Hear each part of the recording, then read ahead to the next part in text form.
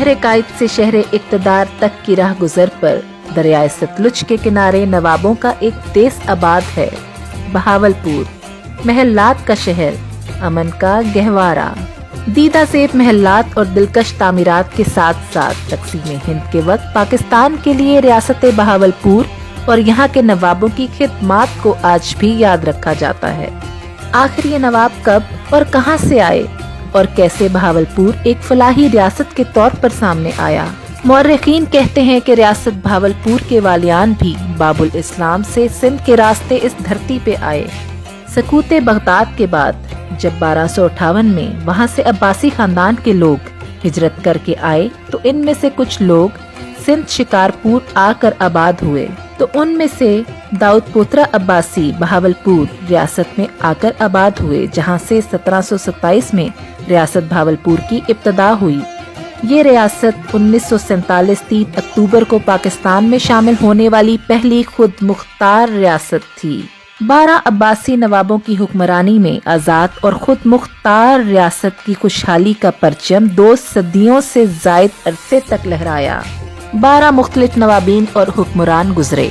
इनमें 5 के नाम के साथ सादिक और 5 के नाम के साथ बहावल था। 2 नाम मोहम्मद मुबारक खान और नवाब हाजी खान थे। इस तरह इन 12 मुख्तलिफ नवाबीन ने रियासत बहावलपुर में कमोबेश 220 साल हुक्मरानी की। रहीम यार खान हो या भावल नगर, रियासत के कई इलाके मुख्तलिफ नवाबीन के नामों से हैं। नवाब सादिक मोहम्मद खान राबे, इनके वली अहद का नाम रहीम यार खान था और रहीम यार खान का कम उम्री में इंतकाल हो गया तो इनके नाम से रहीम यार खान शहर आबाद किया गया। भावल नगर और भावलपुर भावल खान अब्बासी के नाम पर आबाद किए गए। ये मुख्तलिफ नवाबीन के नाम से मंसूब शहर रियासत भावलपुर में आबाद हुए। वक्त के समंदर में रियासत पर 3 मराहिल ऐसे गुजरे कि जब मुश्किलात की लहरों पर काबू पाने के लिए अंग्रेज इंतजाम को भी पटवार बना दिया गया। सूबो सादिक के साथ नवाब सादिक का जिक्र किया। जब उनका इंतकाल हुआ तो होने वाला नवाब इनका वली अहद कम उम्र था।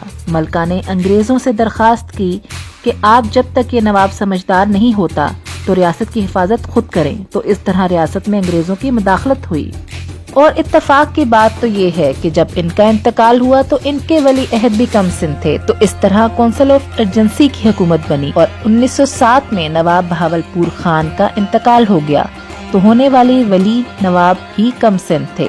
तो फिर अंग्रेजों ने टेक ओवर किया, लेकिन इस मर्तबा हुकूमत जो बनी उसको कौंसिल ऑफ रीजेंसी कहा गया, यानी कि जब तक नवाब अपनी उम्र को ना पहुंचे तब तक अंग्रेजों ने टेक ओवर किया।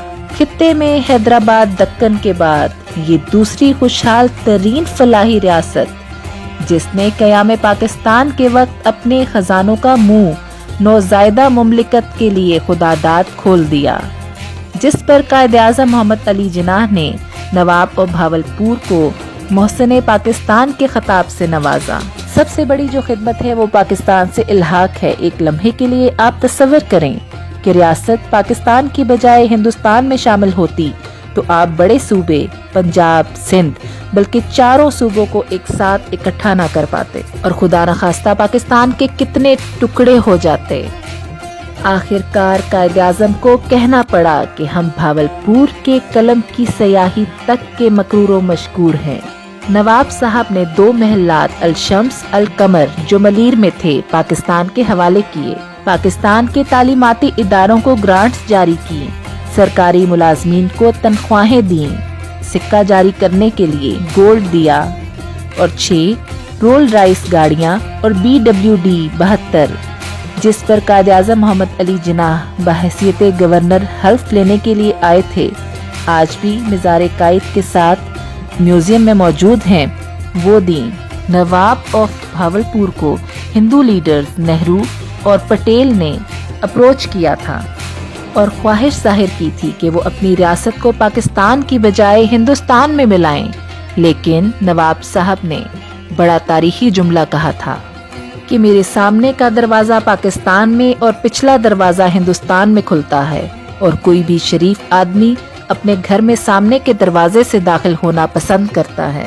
हालांकि नवाब साहब को इसके बदले ब्लैंक चेक اور ریاست کے بدلے ریاست کی آفر ہوئی تھی، لیکن انہوں نے تمام پیشکش ٹھکرا دی۔